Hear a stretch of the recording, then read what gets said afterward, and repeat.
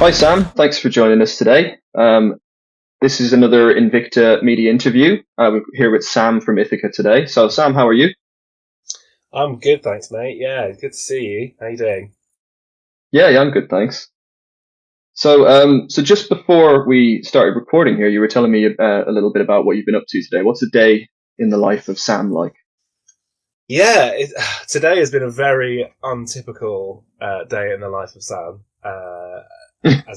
But basically we got the Guardian print piece today and the Guardian online piece, but we also just got sent through the Metal Hammer review, which is really, really, really positive. And I think we're suddenly the reviews are starting to trickle in, and they're all very nice and positive so far, which is really, really amazing. And I think not only is it it's felt like we've just been sitting on the album for ages, and now suddenly within the last few weeks everything's just gone absolutely nuts, which is great.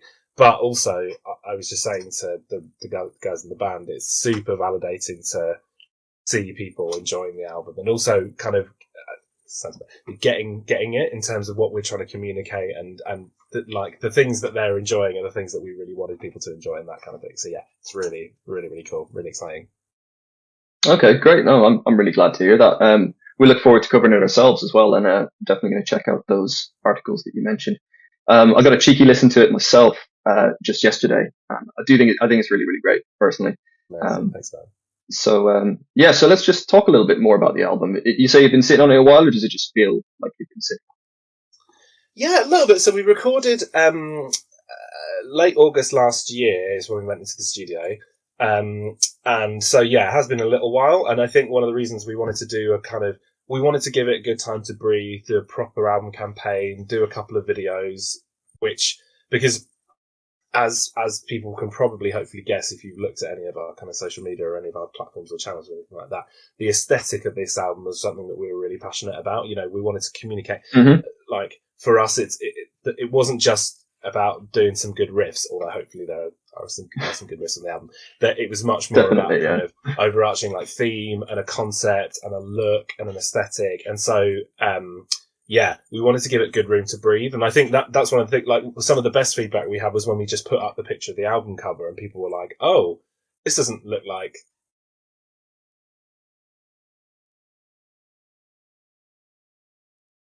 and kind of, it's part of a broader thing that we're trying to achieve with this record, which is kind of trying to be a disruptive force in our scene, challenge people to think Okay. differently about what bands like this have to look and sound like. Basically, I think is the key.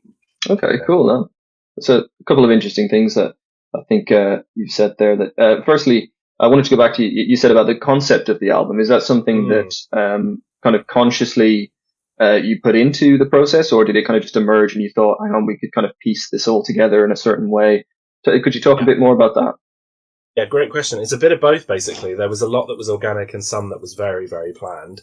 Um, the on the kind of plan side, we knew we wanted to have a look that was very different. As I said, we wanted to. The reference points were very different for this album. We were absorbing a lot of art and a lot of kind of thinking about kind of just very different influences. Hopefully, to other bands in our scene, and we were looking at like queer fashion, art house cinema. I mean, I know this probably all sounds quite pretentious, but this is what we were drawing from. Um, and yeah, again, to just be a disruptive element, we did a lot of like mood boarding and kind of really intentionally thinking about what we were trying to communicate with the look. Um, and then what came more organically was the kind of "They Fear Us" concept, because I think once Jamila, it was quite late that we actually started to read a lot of the lyrics, and where Jamila was ready to share a lot of that stuff with us, and so we've kind of built the concept out of the art. She was like, "This track is going to be called They Fear Us," and I was like, "That is a really amazing album title," and it speaks to a lot of the themes that are running through this album and a lot of the music, and the kind of the general sense of us standing a lot stronger in ourselves, being a lot braver, having kind of come out of the other side of a lot of traumatic things, and which we obviously I'm very happy to talk about.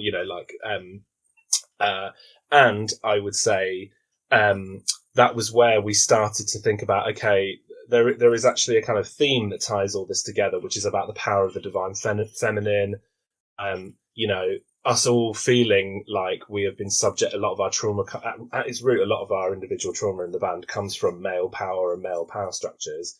And how can we disestablish those? And like, not, patriarchy essentially is the word that we would use, not to get all like woke or whatever. But that's what we're kind of trying to challenge.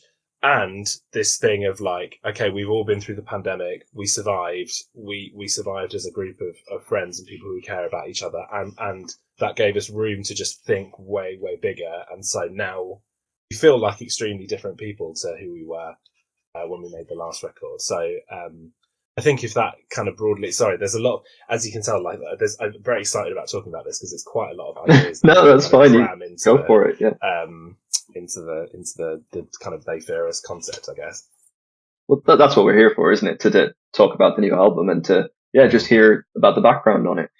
So that's quite interesting because I feel like across a lot of different forms of media, whether that's literature or whether that's cinema or music, it seems like, to me at least, that there's increasingly like a space for those kinds of conversations about concepts like toxic masculinity and the trauma that can come along with that and so on. Sure. So I wanted to ask, do you feel like within your particular scene in the music industry, or I suppose in the wider music industry, do you feel like there is kind of a space for you and the rest of the band to have those conversations, or do you still feel like you kind of come up against a lot of challenges in that regard, like it's a conversation that people maybe don't want to have? What are your thoughts on that? Yeah, great question. I think what I would say about that as a top line, because it's a big question, is we've made huge strides in our scene in the last 10 years since we started being a band, huge strides. And now there is a much greater awareness of the kind of issues that we're talking about. And when we first started talking about them, there was a lot of resistance and a lot of confusion. And it really felt like people were like, what are you talking about? Like, why are you talking about that? And there was a real, to be frank, a lot of defensiveness, which ranged from just people being like, keep politics out of music, the usual rubbish, to, as we said in the Guardian story today, to, one time when we posted a picture and then we literally had like Nazis coming to our Facebook page, so there's a real range of like what to us felt very disproportionately defensive reactions, because ultimately what we're saying really, like, we don't feel is that controversial. We're not necessarily like coming forward with some like grand ideological whatever. What a lot of what we talk about, and one of the key things one of the things we've been banging on about for the last 10 years is the idea that, like, hey guys, maybe this diversity thing that we all talk about doesn't have to just be some sort of box ticking exercise, but maybe a diversity is an innate good because it enriches culture and it enriches art. People coming from different experiences, coming from different backgrounds, whether that's gender, ethnic, class, whatever it may be. Maybe that's something we should like intentionally nurture, because metal can be quite a complacent and stagnant place, and a lot of the bands sound the same in our opinion. And if maybe we actually just like have a little poke at that, maybe we can have some really great records and some great like fun and some really cool, interesting ideas that we're exchanging, as opposed to just sort of, in our opinion, just sort of sat on our bums like making the same old thing. But people, I think, just weren't ready for that conversation, and so that, as I said, they reacted very, very defensively. Now things are really moving in a very different direction. And that's partly because, to be frank, bands like us and loads of others who we could list, Svalbard and Employed 7 and all sorts of others, have kicked down the door and absolutely are pushing those conversations forward really quickly. And so now all of a sudden people are I think are willing to listen, because they realise that as society has shifted and as culture more broadly has shifted, we are dragging heavy music into that conversation. Okay, yeah. No, I definitely resonate with that. I think it does feel to me definitely that there is increasingly more space for that kind of representation. There are some of the major festivals, for example, which I think could do a lot more. I know that conversation's been had online many times, and I think that there are some festivals like Arctangent, for example, which seem to be doing the right thing, but then you get a band like Rolo Tomasi, who have been going for so long, and it now only feels like they have the opportunities that they should have always had. So, yeah, it's definitely, for me anyways, it's reassuring to see those opportunities opening up, but I think, Definitely. It It's a bit definitely of resonates. in my view, it's a bit of sorry if you don't mind me jumping in on that. No, go for it. Yeah. It's a bit of a like tail wagging the dog thing in some ways, because on the one hand, I would argue, yeah, you're right. A big reason why Relative Massey haven't been given the kind of acknowledgement that they have until recently is because I think for a long time, because of misogyny, they were treated as sort of like a gimmick or a kind of novelty.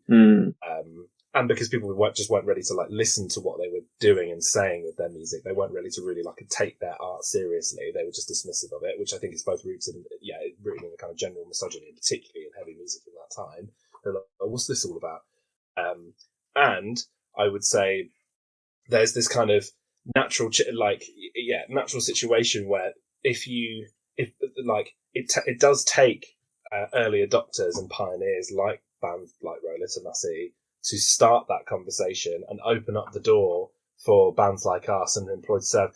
Justine from Employed Serve always talks about seeing the vocalist from a band called Veils, who were really an incredible band and a huge inspiration for us in the kind of teens, the 2011, 2012, seeing their vocalist and being like, oh, literally having a penny drop moment of being like, oh, I can literally do that. And so there has to, it's both about like, the structures of the music industry creating more space to nurture talent from underrepresented backgrounds, and also like as you say, like those bands having to exist in the first place and that they're then having to come from somewhere, and so it's not an easy thing to deal with. It's just that now we're finally recognizing that there were much higher barriers to those bands being taken seriously, and now the floodgates, it feels to me like, are opening.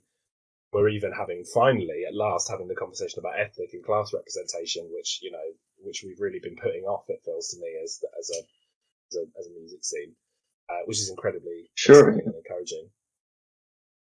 Yeah, absolutely. No, I think it is, the encouragement is there, but I suppose there's maybe a feeling of why did it take so long? Because when you think how many bands have fallen to the wayside just for run-of-the-mill reasons, like financial reasons, or life gets in the way, or you get older and it's harder to do. There's these additional barriers to certain people, I suppose, who are, just creating art at the end of the day. Sure. So, but you touched on something there about, kind of the influences of the band, and that's something I wanted to talk about, because I feel like on the new album, there appears, at least to me, to be a much broader, at least on the surface, broader and obvious, not obvious, I suppose it's not obvious who the influences are, but I think there's more depth to the sound than on the prior record, thanks, if that's fair to say. No, I appreciate that. Thank you. Is that something you feel comfortable to elaborate on, like what kind of went into it, or where your heads were at when you were writing? Definitely. I think that is right, and I think one of the main reasons is because, so it's a bit of it kind of, there's a bit of a like what came organically and what was intentional thing about that. So on the one hand, we kind of were locked in our houses because of the pandemic. That certainly like forced me personally to stop my life and the speed at which I was moving in my life. And I still am quite a distracted person. I'm always kind of stimulating myself, like always got stuff in my ears, or, like before the pandemic. That sounds very familiar. Yeah, right. Exactly. It's many of us, isn't it? And that before the pandemic, I was even worse because I was distracting myself from listening to what the voices in my head were really saying to me. Like, voices about, like how was I talking to myself and about myself? And I was being really, really horrible to myself, basically, society. But that's a kind of, that's part of my whole, like, going into therapy and that kind of thing. But that factor of having to just sit and be like, okay, what am I going to do with this time? Like, I played a lot more guitar, and I listened to, it sounds really obvious, but I listened to a much, much wider range of music than I would have otherwise, because I just had time to sort of sit down and really absorb a much wider range of influences. And also because, again, the more intentional thing, but all of us at the beginning of this album cycle were like, okay, maybe we can like start to widen out the lens of what we are as a band, just, from a kind of metalcore band that dabbles in cool stuff to like maybe bring in more of that outside the box stuff, so that the dial switches from us being a metalcore band to a like nose kind of band, like making it a bit hard to categorize. So I was listening to like Yeah, sure. Alice Coltrane, and I was listening to a lot of like 70s prog, and I was listening to a lot of like, I don't know, Janet Jackson and things like albums that I really loved before, but never really was able to like absorb them properly and like bring and be like, okay, what from this? And it wouldn't often. So like the Alice Coltrane example is funny because it was like there's just one clapping noise that was on an Alice Coltrane album that we used on the record, and it's really hard to hear. You wouldn't know if you heard it. It's like it was things like that, and there's like a tiny thing from a Bruce Springsteen record that I was like, I played it to Lewis, and I was like, I want this. Can we do this and that kind of thing? And so like it was about just vastly, I think, widening the what we were. We're always been a bit of a magpie band, and now it's like I think we've just we pushed it way harder because the influences were wider. And again, as I say, because we were expanding our palette in terms of like queer art, fashion, house cinema, that kind of stuff. And so it was as much about like atmosphere and vibe as it was about specific musical influences as well. Yeah. Okay.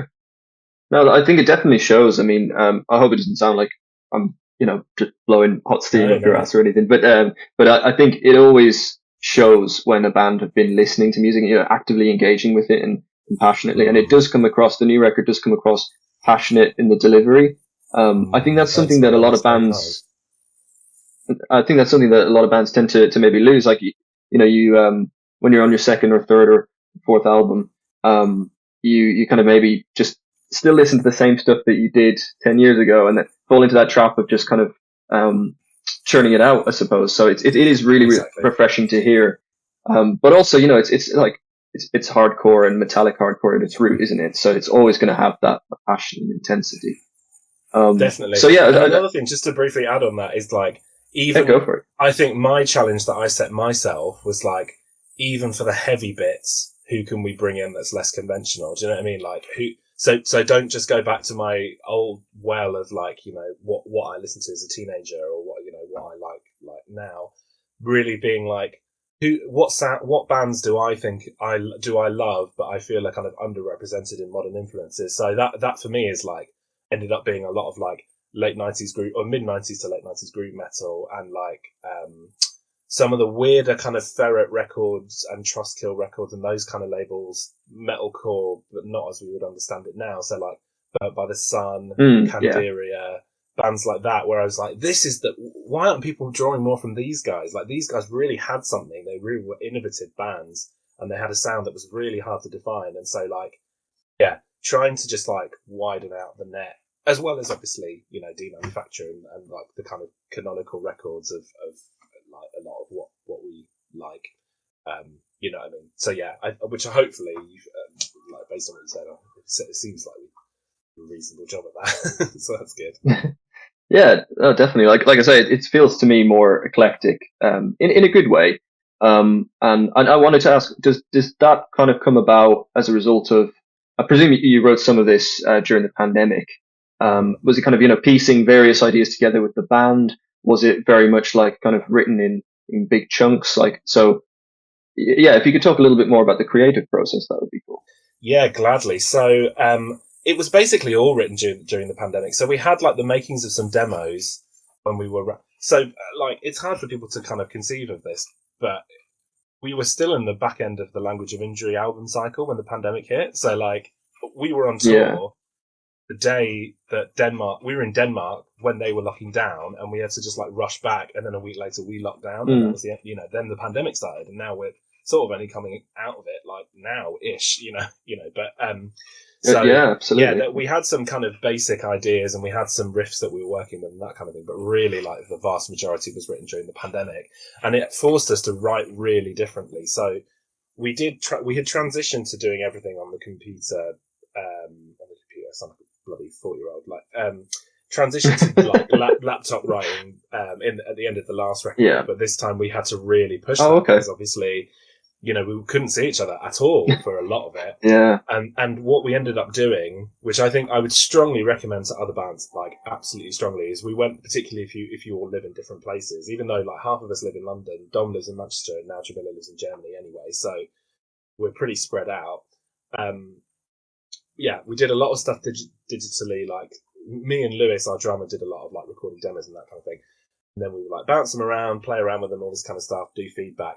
But the main times I feel like we were the most productive is we had 2.5 like writing retreats basically, where we all like went away together and stayed somewhere, and for like 3 days we'd write, go to the beach, drink, write, go to the beach, drink, basically. And they were really fun, as well as being incredibly creatively productive, because without the distractions of normal life, just focus, and all of us having to just be in the room, like together and like having jokes and like having a really good time.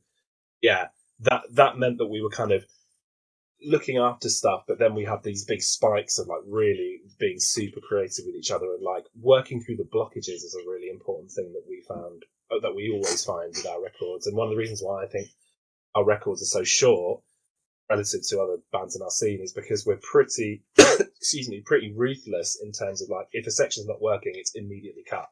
Like, we don't try and make it work, we pretty much just bin it. And so often we would back ourselves into corners where we're just like, how do we get through this bit, because it's just like, this track is not finished. So we'd spend hours just being like, and then eventually after like 2 hours of thinking, it would turn into like a 15-second riff, and it was like, oh my god, I can't believe we sat around all that time like brainstorming this one section. But if we hadn't, it would have been the weaker for it, because the section wasn't working. So that's, I think, those real concentrated times that we had together where we just were like, okay, now we're all getting together in the room to fix these big structural problems, and then Lewis and I can take care of the like picking over the rest of it. Worked really well, I think. And it also meant, like, in some ways I think the separation helped us to be a bit braver, because I could just record crazy ideas on my own and not feel like nervous in front of the guys. Like the last track of the album, which is a power ballad, I was like, okay guys, here's this thing I've done, and I could present them like a half finished thing, so it wasn't just like didn't just sound like a stupid idea that I had to pitch to them. I could be like, here's this, are you into it? And they were like, actually, yeah, let's make it work. So, I think it allowed us to do that as well. No, that's always a good thing. I think, we said it earlier, I think, but in the metal scene and the hardcore scene, and that kind of the overarching alternative scene, if you want to call it that, it does feel like there's a lack of bravery sometimes. Like it's safer to dial it in sometimes. So I always personally appreciate that. I know a lot of my fellow Invicta contributors feel that way, and hopefully a lot of our listeners. That's cool to hear about that process. Does it often start with you then? You're piecing riffs together and sending it to the rest of the band? Yeah, a lot of the time. This time there was a stronger role for Lewis, our drummer, because he was writing a lot of his own beats, and so like we'd kind of start with that. That's the base, the bedrock of all of the tunes on this record. Anyway, I don't know. I'll probably do a similar thing next time out, but he's got a cool beat idea, and then I add a riff to it, or I've got a cool riff idea and he adds a beat to it, and then we start to build that from there. And with some of the more expansive songs, one of the second to last track, which is the longest track and kind of maybe one of the widest in terms of where it goes, I just had like this little guitar line, and I was like, I know I really like this, but I have no idea what to do with it. And then Lewis was just like, well, why don't we just do like a big stadium rock section with a guitar solo? And I was like, oh, okay, yeah, why not? Like, and it was, I think, so it was this mix of like, yeah, my riffs, Lewis's beats, but then it has to go in that pot of like, when we could get all of us together to like build and kind of say yes to each other's crazy ideas. That's where some of the real coolest stuff happened, I would think. But yeah, I definitely write the vast majority of the riffs, and we kind of build out from there. Wicked, okay. Well, I suppose if the message, as you were saying earlier, is to maybe challenge people's expectations of what the music can be, then I think it probably drives that message home if it's more surprising to people, and whether that pisses people off and gets their attention, or whether that sort of is like, wow, that's refreshing, that's new. You've definitely got their attention, I suppose, which is hopefully the aim and hopefully the outcome. Exactly. And I feel like if we're not doing that, I'm not sure what we're here for. Do you know what I mean? If we're just sort of here to kind of like, absolutely, sit on our hands, And I do feel like I see a lot of bands sitting on their hands, and I'm like, you guys could, if you just were a little bit braver and a bit less worried about what people thought, you could do really cool things. And like, it's not that there's no room for innovation. Like there's endless possibilities that haven't been explored. Yeah. I think it's just that sometimes people just don't imagine that that's possible, or they feel nervous, or they feel scared, or whatever it is. And it takes a while, and it takes it does take some guts. But like, no, I do think that people could absolutely be a lot braver than they are. Sure. Yeah, I definitely kind of agree with that, and for my own reasons. So it does actually lead me to another question I wanted to ask, which was about, that maybe was there any pressure psychologically to deliver on this second album? So and I think that's, if you don't mind me just saying, where a lot of bands maybe fall into that trap of there's a certain expectation on album number 2 or album number 3, and they maybe just do what they think the fans want to hear. Like that's definitely something we see time and time again. How did that kind of, or did it not play into what you wanted to do with this album? Yeah, it's a great question. I think a lot of it was trusting our gut, really. That we've always really tried to put very strongly just make music that we like and the music that we want to listen to. Yeah. If we don't want to listen to it, it's binned. That we're very. That's back to the ruthlessness. I think that we are. That's one of our strengths, I think, is just that if it's not working, if it's not interesting, if it's not cool or exciting, or it doesn't give that feeling of like, "Wait, this is great," then we bin it. And so I think we have a good internal process to like stop that element of like playing for the pit, playing for critics, playing for like we although like I think it's totally legit and great to play for the pit because there's loads of amazing bands who like write mosh parts for people to mosh to. That's sick, but it's we're pretty ruthless about it, and I think we were really good this time round at having a bit of a laser focus on like the ideas, not to be a knob again, but like the ideas come first, like the vision comes first, the sense of like, we just want to go much bigger. We want to, and also like tied back to the They Fear Us concept, the whole thing is about us standing authentically in who we are. And this time I feel like this is what the record sounds like, how we feel, and sounds like our influences, and sounds like who we are as people and where we come from and the kind of music we like to listen to, because that's what we listen to in the van is a mix of like, it's like metalcore, 70s prog, and then like Kylie Rae Jepsen, like that is what we actually like to listen to. And so it does feel like we've been very authentically we feel like we've been authentically true to ourselves, and that's the key. It's a very trite thing to say, but it is true in this case, I think. No, that's always good to hear. So I just wanted to double back on, you mentioned that you're all kind of living in different parts of the UK, and that Jamila's actually living in Germany. So obviously, you won't be the first band to have faced challenges because of Brexit, but if you could, and it happened during a weird time where we were still in the pandemic, and then suddenly that's Brexit, it's done. How has that affected you guys personally? So far, I mean, we just haven't had the opportunity to really see, to be honest. Like, we're kind of doing a lot of that stuff now when we're prepping, because we're going on tour in Europe at the end of August. And to be honest, we've kind of been... Sounds like it's a nightmare. We've kind of been avoiding dealing with a lot of that nightmare admin, but it is like, we know it's coming.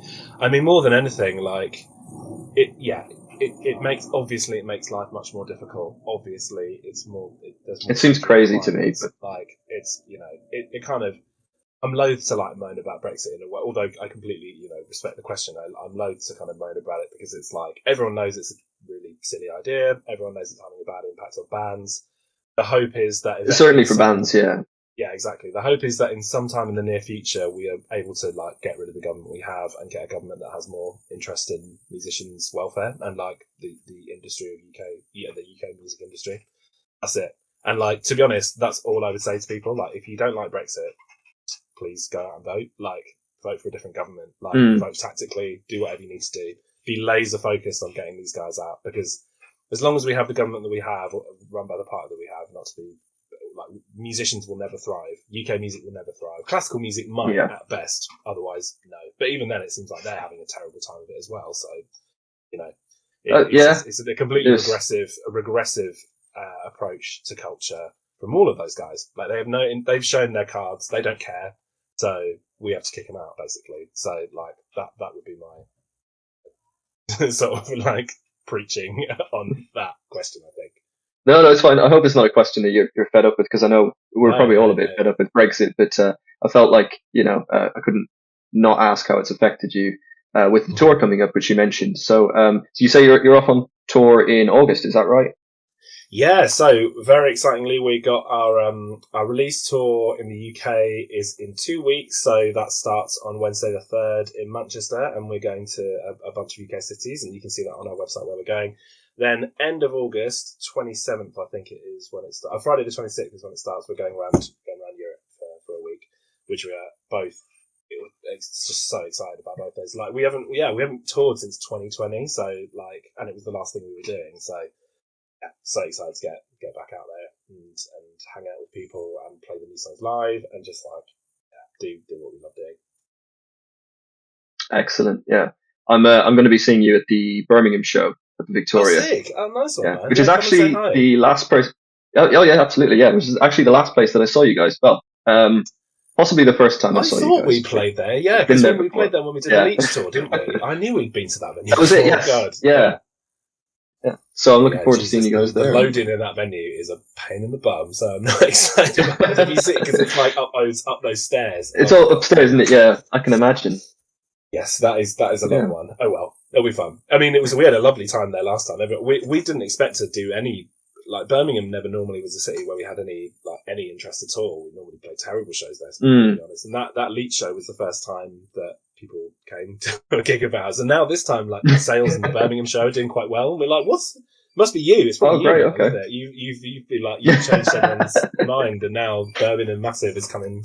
Are you bringing like 30 of your mates? Because that would explain a lot about where we are. Don't be disappointed if I don't. That's all I was saying. Oh God, yeah. But no, I'll certainly I'll try and rally the troops, because I do think the new album is excellent, and you guys are so much fun to see live, which is one of the refreshing things that I find about you as a band is just that, like, from a visual point of view, it's quite fun. There's always some presence, and I can remember it being quite a glittery affair. I'll put it that way. Yeah. So for people who haven't seen you before and maybe are listening to this, like, could you tell them what to expect? Maybe without giving too much away, so they definitely come. Totally. Yeah. We'll be bringing some bullshit with us on this tour for sure. Oh, sorry, I didn't ask if I could swear on this. Sorry, I hope that's not. Go for it. It's fine. Yeah. Okay. Cool.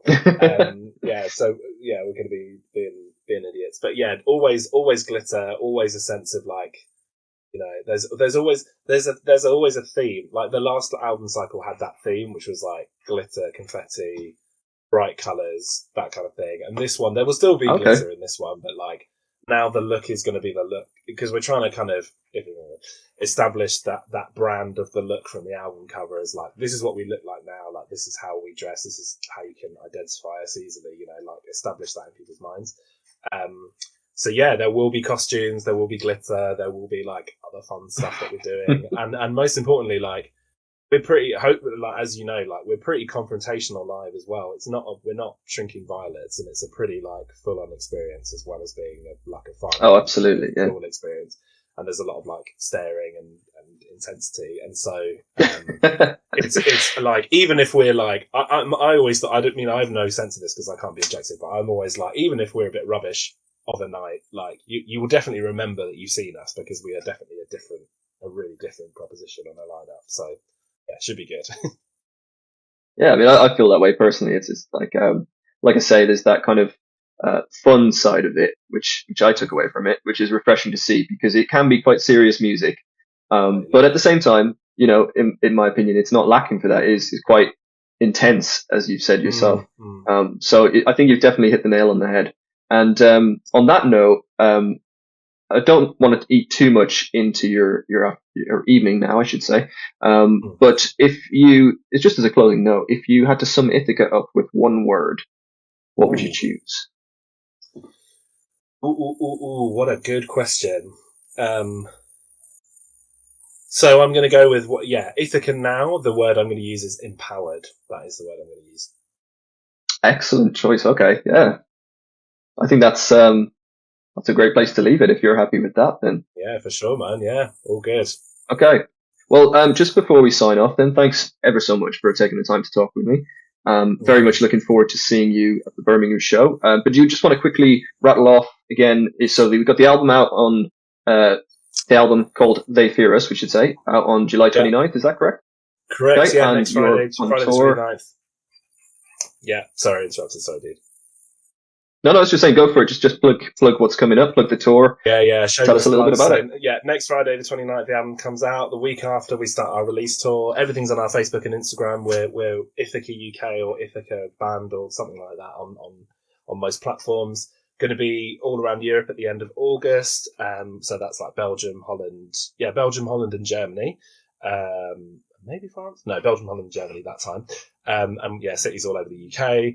And yeah, please pre-order the record. Please come and see us on tour. That would be so amazing, because we're putting a lot of thought and a lot of effort into these release shows, and so like it's a really good time to see us, if you know what I mean. Like, we're really like going for it, and we're going to try and make it really special for everyone. And yeah, just a huge thank you to everyone for all the kind words about the album so far, and everyone who's ordered anything or supported us. And yeah, we're just super grateful. Brilliant. Well, like I say, that all sounds excellent. I can't wait to see you guys in Birmingham. But yeah, thanks once again for taking the time to speak with us, and I hope you enjoy the rest of your day. Thanks, man. Really appreciate it.